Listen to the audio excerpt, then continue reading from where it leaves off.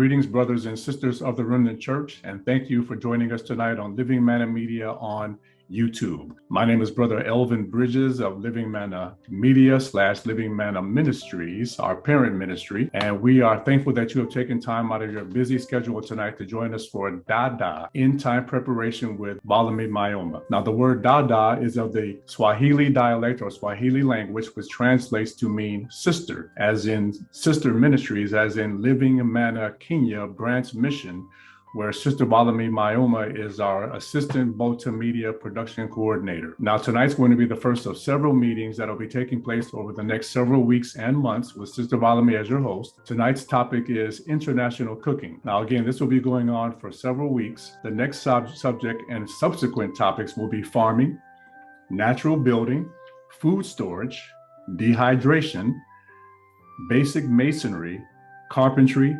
fundamental city evangelism, simple remedies, basic ministry film production, and much, much more. So we're starting off now with our initial series of meetings with the practical. At some point, early 2023, we're going to be transitioning into the spiritual part of our preparation for what we clearly believe are the end times and last days of this earth's history according to Bible prophecy. So our prayer to the Lord is the same prayer that Jabez prayed in 1 Chronicles chapter 4. Lord, please expand our coasts and enlarge our territories. 95% of this world's population lives and resides outside of the United States of America's shores. So brothers and sisters, we have a large and a huge work to accomplish that can only be done with the Lord's help. So as a ministry, we're striving to now come to you and present from a more global perspective and a more national cultural point of view. So please keep us in prayer. Again, tonight's meeting, the topic is going to be international cooking, DADA, End Time Prep with Sister Volemi Muyoma. I pray that you are blessed. Thank you and amen. Good morning, good afternoon, good evening from wherever you're watching us from. My name is Volemi and I welcome you to DADA, End Time Prep. DADA means sister in Swahili. Today, we are going to look at international cooking, and to be more specific, we're going to look at meals prepared here in our country, Kenya. Now, I don't know how many of you have been so hungry, and I'm not talking about the hunger that comes from fasting. No, the fasting that Jesus did, the 40 days and 40 nights. I'm talking about just a couple of hours or a couple of days. And I can tell you for a fact that when that happened to me, or whenever I'm so hungry, or whenever I was so hungry, I did not think straight, I did not act straight, I did not talk straight. I just didn't have the right judgment of what to even eat in the first place. Even as we look at international cooking, I want you to think through on what can happen if you go a day, a few hours, or a few days, or a few months without food. Now, one of man's basic need in this life is food. And this is what the devil has used to lure many people to sin. The other day, I came across a devotional and it just talked about the bread of life. And this is what it said.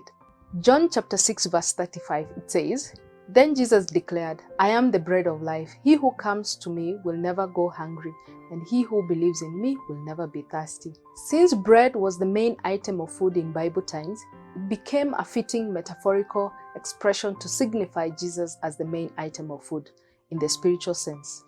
It is not possible to sustain life without food. One of the petitions of the Lord's Prayer calls for regular and adequate provision of daily bread.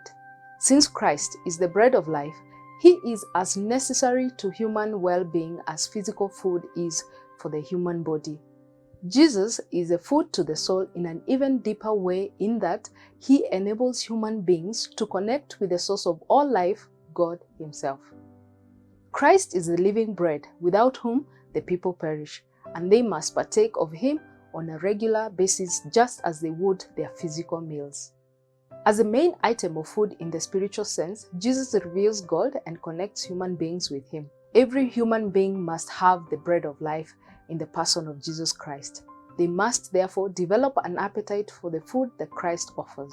He is able to meet the needs of every human soul. Those filled with Christ will no longer hunger, nor will they lack anything. No wonder Jesus was able to face the tempter head on. It is written, "Man does not live on bread alone, but on every word that comes from the mouth of God." Matthew chapter 4 verse 4. He may not have had physical food in the wilderness, but he had a bounty of spiritual food. As a preparation for Christian work, many think it essential to acquire an extensive knowledge of historical and theological writings. They suppose that this knowledge will be an aid to them in teaching the gospel. But this extensive study of opinion of men tend to the enfabling of their ministry rather than its strengthening. The 6th chapter of John tells us more that can be found in such works. Christ says, "I am the bread of life. He that comes to me shall never hunger, and he that believeth on me shall never thirst. I am the living bread which comes down from heaven. If any man eats of this bread, he shall live forevermore. He that believeth on me hath everlasting life. The words that I speak unto you, they are spirit, and they are life.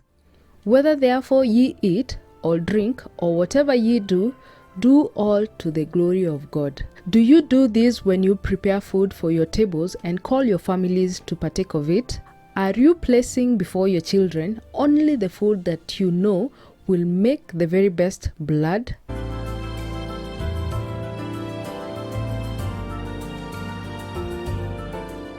Is it that food that will preserve their system in the least feverish condition? Is it that which will place them in the very best relation to life and health? Is this the food that you are studying to place before your children? Or do you, regardless of their future good, provide them unhealthful, stimulating and irritating food? These are some of the serious questions we need to reflect and ask ourselves every other day when we are preparing a meal.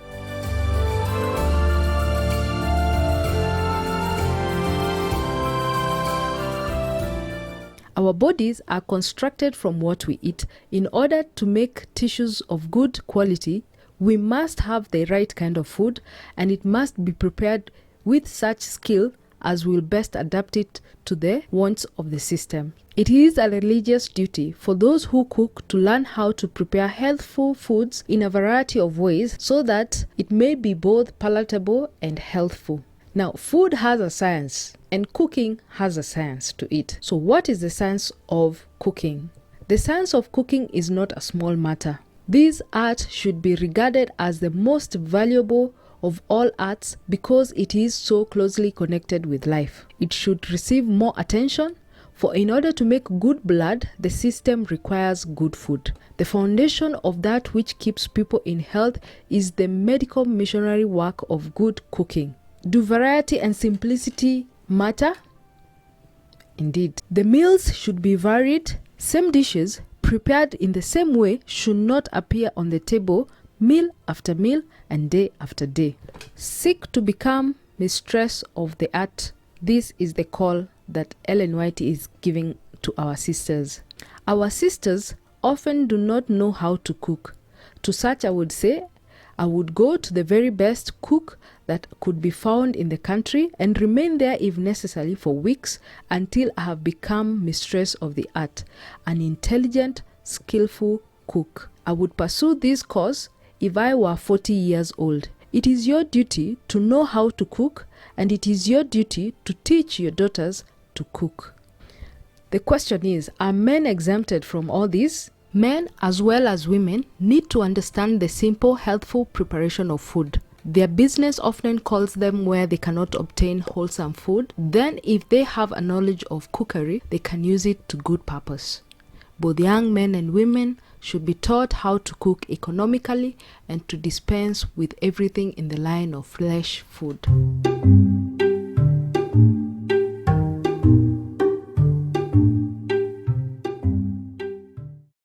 The culture of African cuisine.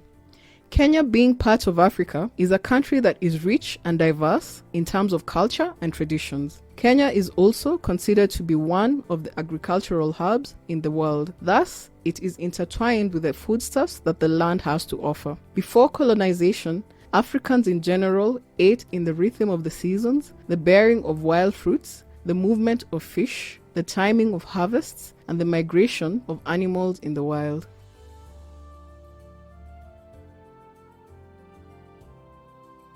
In Africa, women were almost always the performers, and techniques of cooking remained women's specialized knowledge. The combination of textures, flavors, and techniques of preparation they created, and when and with whom, expressed their agility in keeping up with their times, their struggles, and their opportunities. A central theme here is that food is a marker of cultural identity. It tells us who we are, how we grew up, about our memories, and the history we share. Africa is no different in that respect than other world areas. A large majority of Kenyans live within the rural areas and rely on subsistence farming to meet their day-to-day food needs. African foodstuffs are bountiful and diverse. They are rich in nutritional fiber and often unrefined, and they offer a healthy choice when consumed in the right blend. Most African recipes are based around ingredients and spices that are natural and can be easily farmed or produced at a subsistence level. Most Kenyan foods do not contain refined sugars and processed additives and are mainly starch-based with generous amounts of fresh vegetables and proteins. The typical Kenyan, whether in a rural farming community or in the bustling city environment, takes great care to see that meals are properly served and eaten. Great attention is also given to how the meals are prepared and what are its constituents.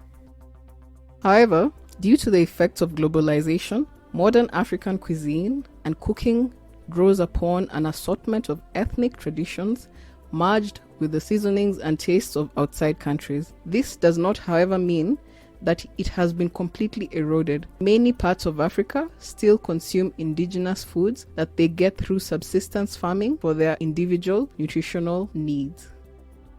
Today, I and good friends of mine, we are going to take you through our various popular Kenyan meals, the benefits, and how to prepare them. Ellen White says in the book Help in Daily Living, chapter 1, paragraph 8 says, "The strongest argument in favor of the gospel is a loving and lovable Christian." Now this is who Pamela is. Meet Pamela. Jambo. Mukimo is an East African Kenyan meal, a tasty staple food found in central Kenya, cooked by mixing, mashing green peas or beans, maize, potatoes, and pumpkin leaves or spinach leaves all together. It is gluten-free and vegan. This African Kenyan meal is a rich meal full of high nutrition value. The potatoes and maize give the carbohydrate value, beans offer the protein and calcium minerals, and the green pumpkin leaves provide the vitamins. Therefore, it is a whole meal in itself, even without considering its accompaniments. The mineral content is not any less. This food offers potassium, magnesium, and manganese from the potatoes and many more from the other ingredients. Essential tools: cooking pot, which we call sufuria, wooden spoon, mwiko, sharp knife, kisu, chopping board, 3 large bowls, which is optional, then a source of heat, which we're going to use, in this case, a meko.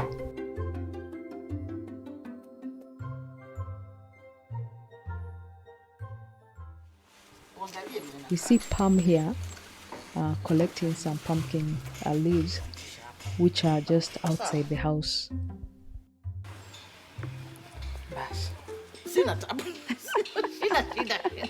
She's loving, happy, and kind person. Pamela is a Christian and a mother of 5.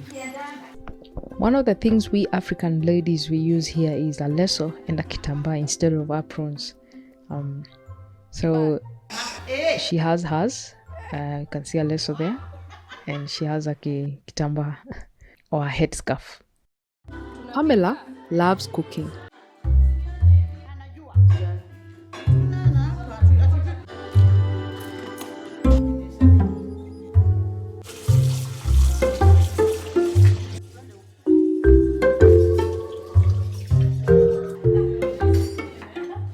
There are many ways of making mukimo, but this particular way of cooking, I like it because it kind of gives every other ingredient there just a rich taste, from the onions and all.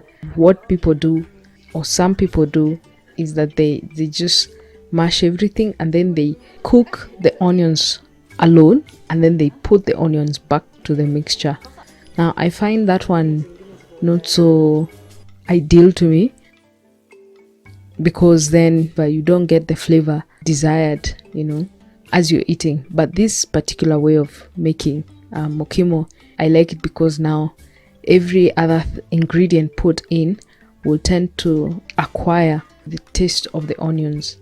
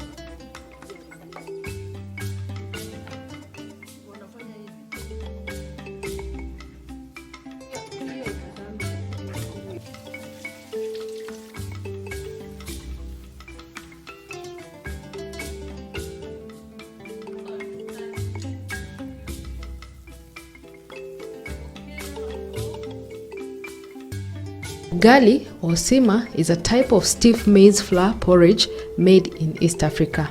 It is the most common staple starch in Kenya, especially in Western, Nyanza and Rift Valley region. It is also known as gauli, gima, isitwala, miliapap, gima, nsima, kimnyet, kwon, ovokima, obosuma, among other names. Ugali or sima is sometimes made from other flours such as millet or sorghum flour. It is sometimes mixed with cassava flour. It is cooked in boiling water or milk until it reaches a stiff or firm dough-like consistency. It is rich in fiber, a good source of carbohydrates, minerals, and vitamin B. It is gluten-free and vegan. Ingredients: you can use maize meal or corn meal, sorghum flour, and sometimes mixed with cassava flour.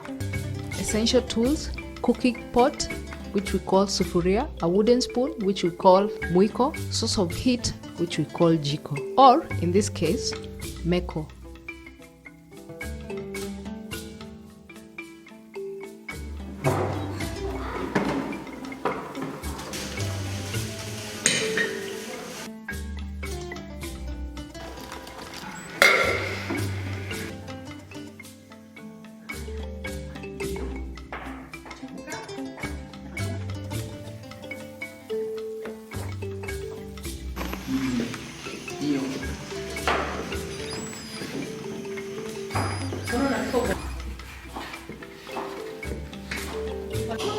Itaiva na moto kidogo, alafu nifunike. Funiko na mifuniko yangu vizuri sana. Hivi.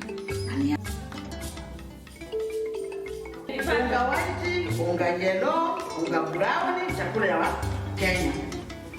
Ugali neiva.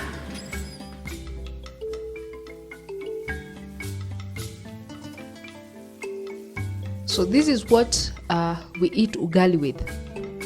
There are many other vegetables that we use, but in this case, I'm going to highlight on sukuma wiki. Sukuma wiki is a Kenyan dish that is made with kale and diced tomatoes and onions. Sukuma wiki translates to stretch the week in Swahili because it was traditionally eaten towards the end of the week when food supplies were running low.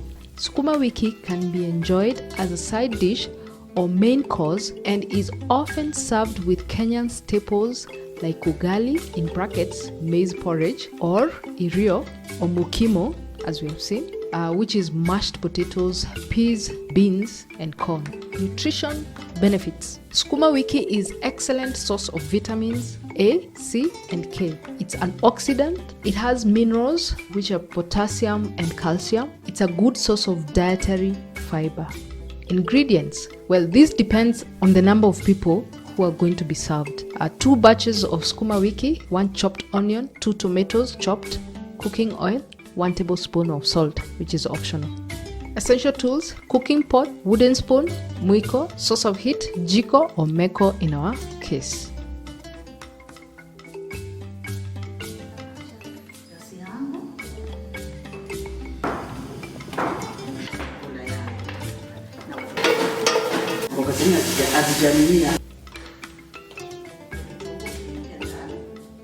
Naweka round. Naingia ndani sasa. Natoa kwa moto, nawekelea kwa chini kidogo.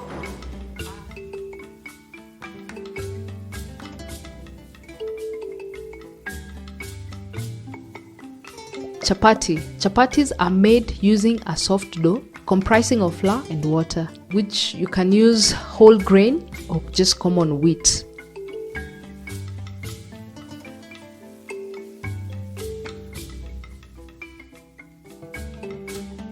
Ingredients: 4 cups of flour, 2 cups of warm water, 1 tablespoon of salt, 1 tablespoon of jaggery. This is optional.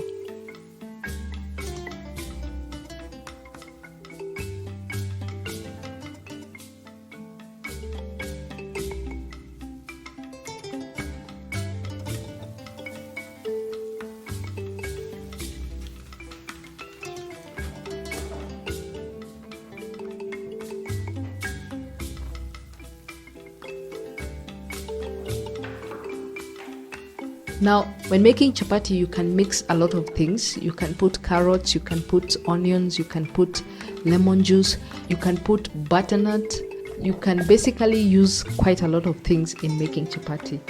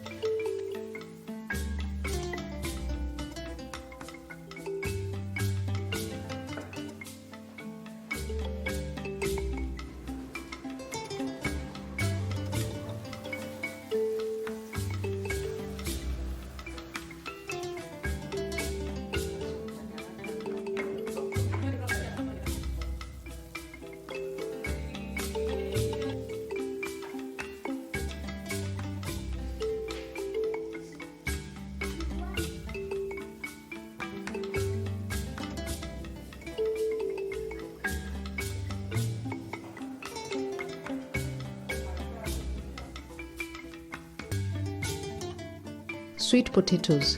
Sweet potatoes are sweet, starchy root vegetables that are grown all over the world. And in this case, we are not left out. They grow here in Kenya. And in Swahili, we call them viazi tamu. They are abundant in vitamins, minerals, oxidants, and fiber, and come in a variety of shapes and hues, including orange, white, and purple. Not to mention that they are simple to incorporate into your diet and offer a number of health advantages.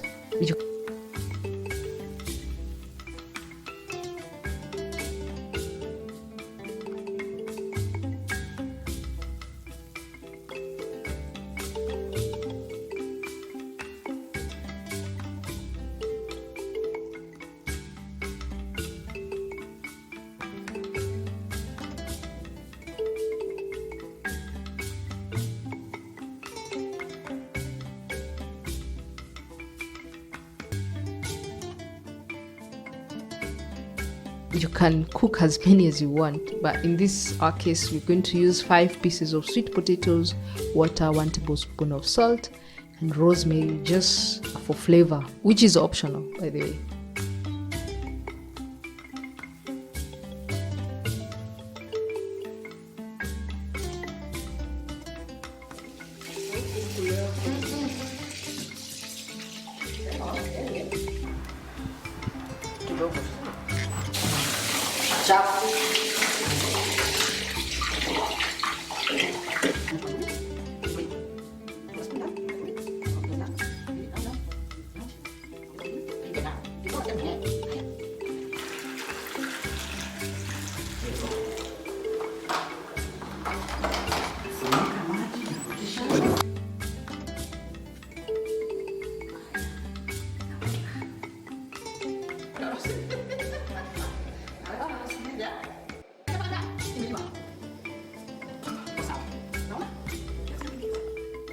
Uji.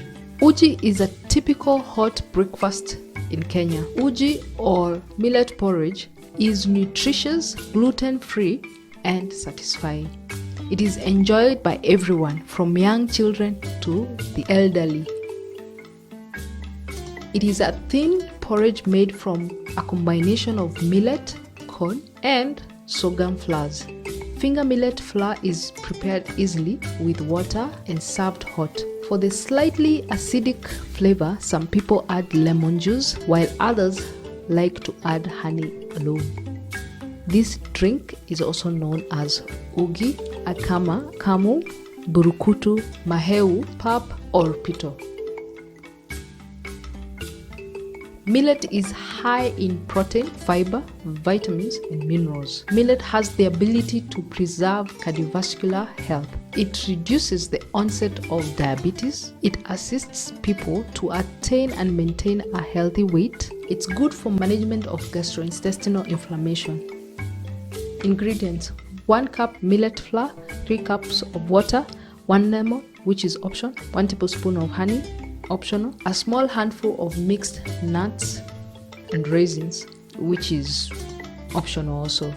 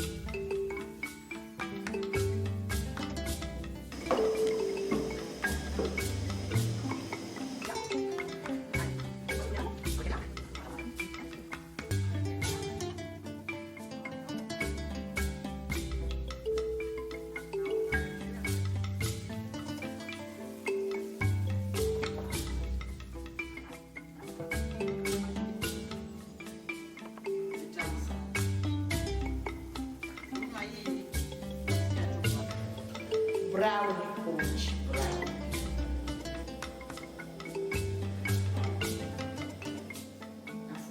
One thing you should know about porridge, it needs to cook for long. At least let it simmer for between 40 minutes and 1 hour. This way, it smells nice, 1. Secondly, it tastes better, 2. Thirdly, it's going to be lighter for your stomach, and digestion will be easy.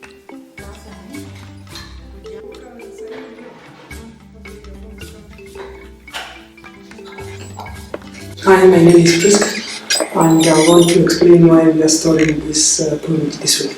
The traditional way of storing this porridge is it really wasn't kept for long. It will be prepared in the morning and is consumed in the course of the day. However, we live in the city and we cannot afford to go through this process of cooking this porridge, which takes more than an hour. We don't have that much time with the hustle and bustle of city living. It took a long time to figure out how to store this porridge because of the length of time it takes to cook, whether you're cooking a small quantity or a large quantity. From the time the water has boiled, it takes the same length of time to cook. So I remembered there's a way that jam is made, and it is put when it's really hot into jam jars. And I remembered that that is glass that can sustain a very, very high temperature. Porridge is, when it's ready cooked, and is out of the fire, is definitely more than a temperature of 100 degrees Celsius. And I figured out that if we put into the jam jars, having consumed the jam, we can then store it and lock it tight. So we just put freshly cooked porridge. I can't handle too many for too long. And so I made sure it's tight. The idea there is that I can now store it for much longer. So we store our porridge here in the house in jam jars in small quantities. The advantage we have here is whenever someone feels like they would like to take some porridge, all they need to do is pick one bottle and consume it. If you want it cold, you take it as it is, but if you want to warm it, you can then warm it accordingly. And that is the whole idea about storing it this way. It's so nice, we now have enough porridge that we take for a couple of days before we cook some for the family.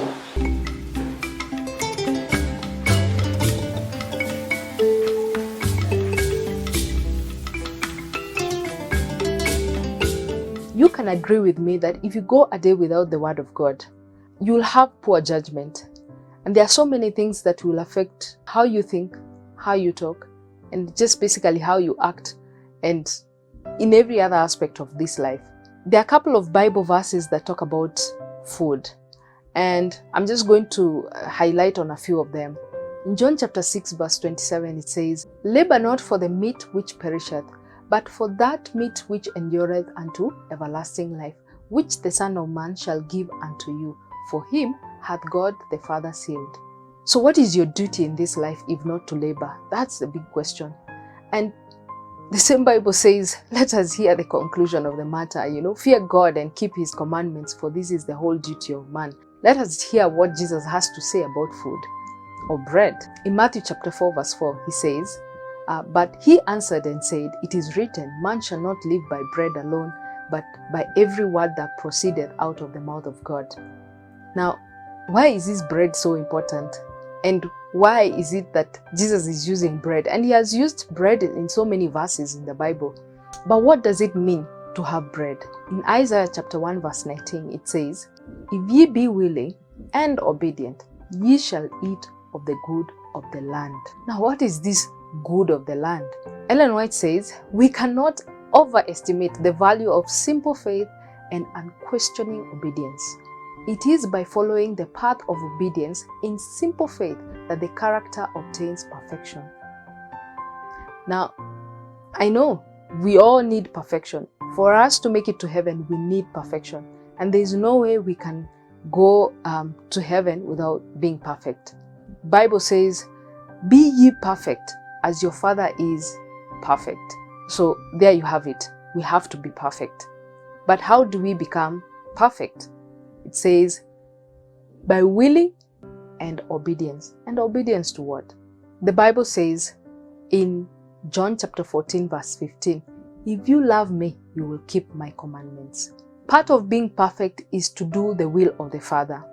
And Jesus told them in John chapter 4 verse 34, he was telling the disciples, "My meat is to do the will of him that sent him and to finish his work." We are here to do the work that God has sent us. And he told the disciples, I go to prepare a place, but even as I'm going to prepare a place, I am also leaving you with work to do here.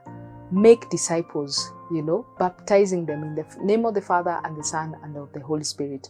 And that is the work we are meant to do right now. And this is the call today, to do the work that the Lord has given us, making disciples for His kingdom.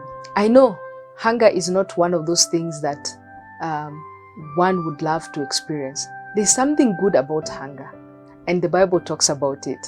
It says, "Blessed are they which do hunger and thirst after righteousness, for they shall be filled." Now, filled with what? We have looked in the previous verse that says, if we will be willing and obedient, then we will eat the good of the land. Now, this encompasses many things: good health, good family, good relationship, just good relationship even with the Father. Those are some of the things that the Bible talks about, the good of the land here on earth. In Corinthians chapter 10 verse 31, it says, "Whether therefore ye eat, drink, or whatever you do, do all to the glory of God." Now, food is very important. When I'm talking about food, I'm also talking about the things that we labor for, to fill our bellies. And the Bible is telling us that whether we eat, drink, or whatever we do, we all need to do all those things to the glory and honor of God. So are you hungry? Are you thirsty? The Lord is calling us to spend time with Him, and He shall fill your belly, and He shall fill your life, and we shall obtain righteousness. So may the Lord bless you. May the Lord keep you. May the Lord shine His face upon you and give you perfect and good health. God bless you.